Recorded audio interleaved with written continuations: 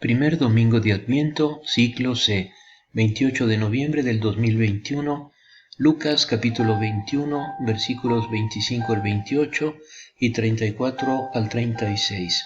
En el primer punto meditamos: en aquel tiempo Jesús dijo a sus discípulos: habrá señales en el sol, en la luna y en las estrellas, y en la tierra los pueblos serán presa de la angustia ante el rugido del mar y la violencia de las olas.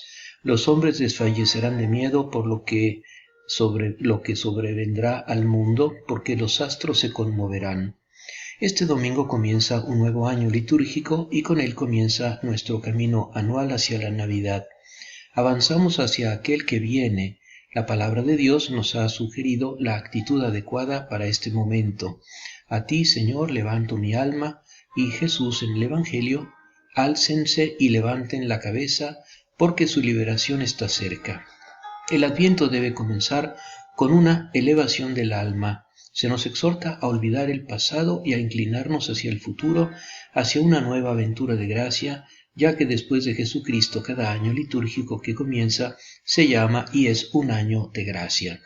Señor Jesús, que nos has hablado de fenómenos terribles que no sabemos cuándo sucederán, concédenos la gracia de vencer el miedo y la angustia y de tener la paz y la alegría en el corazón, porque en ti, Señor de la historia, hemos puesto toda nuestra confianza, y en Dios Padre que nos cuida a cada uno como a sus hijos. En el segundo punto meditamos: entonces se verá al Hijo del Hombre venir sobre una nube, lleno de poder y de gloria. Cuando comience a suceder esto, tengan ánimo y levanten la cabeza, porque está por llegarles la liberación. En el espacio entre la promesa y el cumplimiento existe la posibilidad para el hombre de la esperanza y para Dios de la fidelidad. ¿Por qué Dios se comporta así? ¿Por qué cada una de sus acciones está preparada desde tan lejos? ¿Por qué el hombre, ante el hecho nuevo y maravilloso que va a acontecer, no puede decir lo hizo mi ídolo, es decir, el azar o mi inteligencia o mi imaginación? Dios no tiene nada que ver con eso, Dios no existe. La promesa, por tanto, es para el hombre, para que reconozca lo que viene de Dios, lo espere con fe y lo testifique con fuerza. Esta es la verdadera y profunda razón por la que el Antiguo Testamento es siempre relevante también para nosotros los cristianos, y lo seguimos leyendo en nuestras asambleas. Sirve para demostrar que la salvación, obra de Cristo, proviene del mismo Dios que la había anunciado a través de los profetas. Sirve para demostrar la unidad del plan divino de salvación.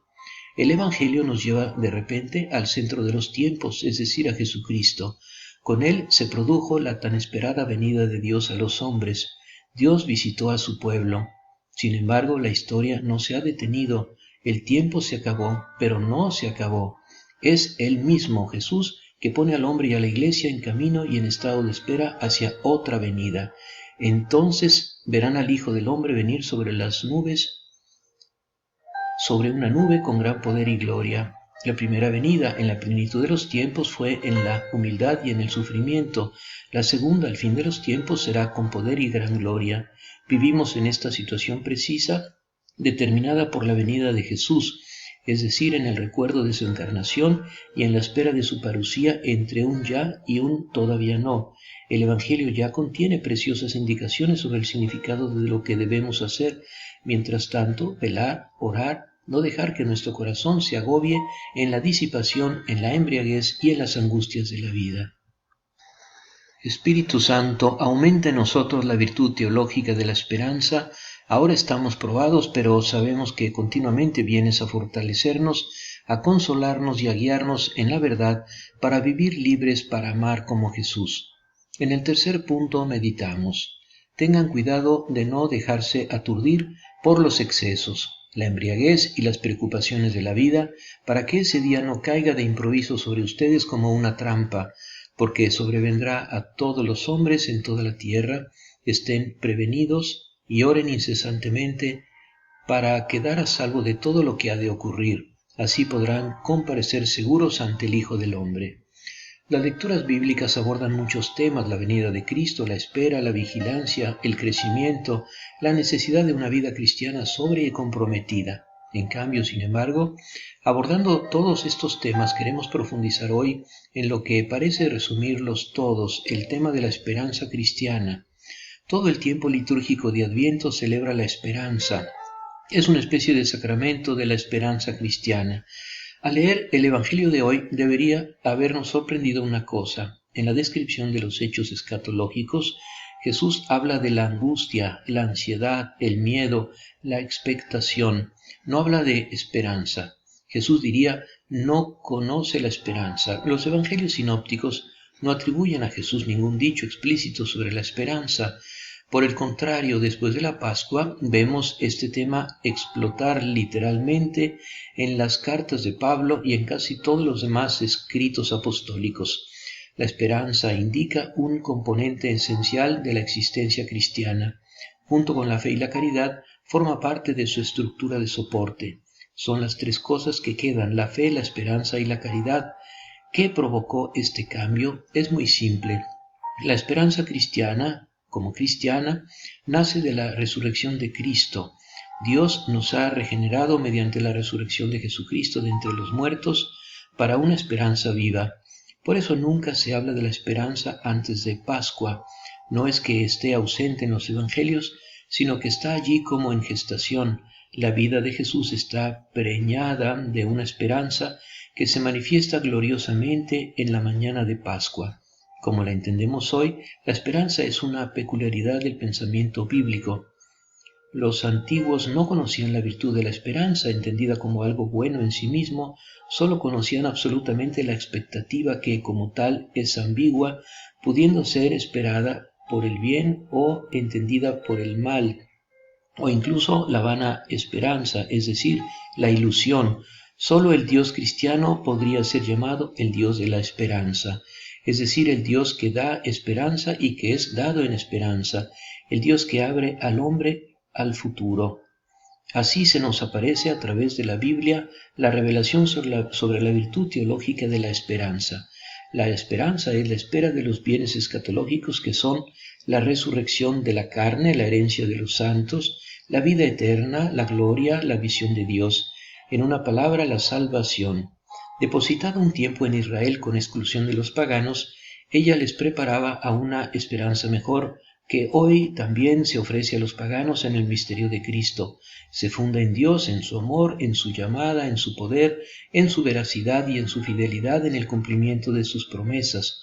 Por tanto, no puede engañar. Dirigida por definición hacia los bienes invisibles, la esperanza se basa en la fe y se nutre de la caridad. El Espíritu Santo es su fuente privilegiada que la ilumina, la fortalece, la hace orar y a través de ella realiza la unidad del cuerpo. Fundada en la justificación por la fe en Cristo, está llena de seguridad, de consuelo, de gozo y honor, no se deja vencer en absoluto por los sufrimientos presentes que cuentan poco en comparación con la alegría prometida. Al contrario, lo soporta con una constancia que la prueba y la confirma. De la nota miremos más profundamente, con la ayuda del mismo Espíritu Santo, esta espléndida realidad de la esperanza cristiana. ¿Qué significa tener esperanza? Un autor dijo estas esclarecedoras palabras: debemos esperar en Dios, debemos tener fe en Dios. Él es una sola cosa, es todo esto. Debemos tener esta fe en Dios para esperar en Él. Debemos creer en Él, es decir, tener esperanza. La fe ve lo que es en el tiempo y en la eternidad. La esperanza ve lo que será en el tiempo y en la eternidad. La caridad ama lo que es, pero la esperanza ama lo que será. Mi fe favorita, dice Dios, es la esperanza. La esperanza es, por tanto, hermana gemela de la fe, es una forma de creer, es en sí misma encomendarse a Dios, sobre todo en vista del propio futuro. No es principalmente la esperanza de tener, sino la esperanza de ser. En este sentido, la esperanza es aún más meritoria que la fe porque es más exigente. No es una gran cosa creer para aquellos que no son ciegos, dada la forma en que Dios brilla en la creación, pero esperar siempre, volver a tener esperanzas después de otra desilusión, esperar que el día siguiente sea mejor, después de que tantas veces ha sido peor, absorber todas las negaciones aparentes como la tierra absorbe una lluvia regular, Esto es realmente grandioso y revela la omnipotencia de la gracia divina. La esperanza cristiana a menudo se representa con un ancla. Se ha representado de esta manera desde la antigüedad, pero no es el símbolo más atinado. El símbolo más atinado es la vela. El ancla sirve para mantener el barco firme en el mar. La vela, en cambio, sirve para propulsarla y hacerla correr hacia el mar, hacia tierra firme. La esperanza es lo que nos impulsa. Si no hubiera esperanza, todo se detendría, incluso la fe y la caridad. ¿Qué sería una fe desesperada? Pablo dice que estaría vacío. Nadie siembra excepto porque espera una cosecha. Fue la esperanza la que en los inicios de la Iglesia dio al mensaje cristiano esa extraordinaria fuerza de expansión que lo llevó en breve a los confines de la tierra. Los hombres, especialmente los pobres, los afligidos y los marginados, vieron por primera vez una propuesta de esperanza que era verdaderamente para ellos y que no excluía a nadie. Si la predicación cristiana de hoy a veces carece de fuerza, es también porque no deja suficiente espacio para la predicación de la esperanza. El mundo tiene más sed de esperanza que de pan y escucha un mensaje en la medida en que sabe ofrecerle verdadera esperanza. Los cristianos somos responsables de la esperanza que se nos ha dado. Debemos estar dispuestos a dar cuenta, y no solo con palabras, sino también con mansedumbre y respeto, y sobre todo con la capacidad de sufrir algo por esa esperanza. Debemos ser transmisores de esperanza, así como los fieles en procesión pasan agua bendita de mano en mano, así los fieles debemos pasar la esperanza divina de corazón a corazón. A los hijos hay que darles esperanza, incluso más que pan. A los alumnos hay que saber dar esperanza, incluso antes que una doctrina. Incluso a los ancianos debemos dar esperanza, incluso más que una pensión, porque se puede vivir casi sin todo, pero no sin esperanza. Cuando se llega a realmente no esperar nada, a levantarse por la mañana sin esperar nada, él ya no vive y se deja morir, ya sea lentamente o de golpe. Cualquiera que haya conocido de cerca algunos de estos casos, a veces debido a enfermedades, pero a menudo también al egoísmo de quienes lo rodean, sabe que no hay nada más lamentable en el mundo que estos casos. Sabemos que la esperanza cristiana no es la única que se predica hoy. También esperanzas seculares hay cuyo horizonte no es el futuro escatológico, sino el futuro de la humanidad en esta tierra. Las dos cosas no se excluyen mutuamente. Si la esperanza secular excluye en los que no creen, la esperanza cristiana, esta nunca excluye en los que creen incluso una esperanza secular. Al contrario, cuando se entiende correctamente es la mejor garantía, porque quienes saben que ellos también pertenecen a Dios tienen más cuidado de no desperdiciar este mundo y esta vida, y también esperan participar algún día en la libertad de la gloria de los hijos de Dios. La esperanza cristiana es una esperanza activa, llena de cosas que hacer en la espera. Mantente alerta, crece en el amor por todos, por eso es fermento y sal también en este mundo. No necesitamos, por tanto, levantar la esperanza cristiana sobre las ruinas de las esperanzas humanas. Será de hecho cultivando cada semilla de esperanza, pequeña o grande, a nuestro alrededor que como cristianos ayudaremos a nuestros hermanos a descubrir la realidad, la otra esperanza, la que no defrauda, porque se difunde en nuestro corazón junto con la caridad, con el Espíritu Santo que nos ha sido dado. Terminamos con la oración con la que San Pablo concluyó su carta a los romanos. Que el Dios de la esperanza nos llene de todo gozo y paz en la fe, para que abundemos en esperanza por la virtud del Espíritu Santo. María, Madre de la Esperanza, danos la gracia de vivir en actitud de oración y confesión, de vivir nuestro bautismo rechazando el mal y eligiendo el bien que Dios quiere, para vivir como niños confiados en la continua ayuda amorosa de Dios. Amén.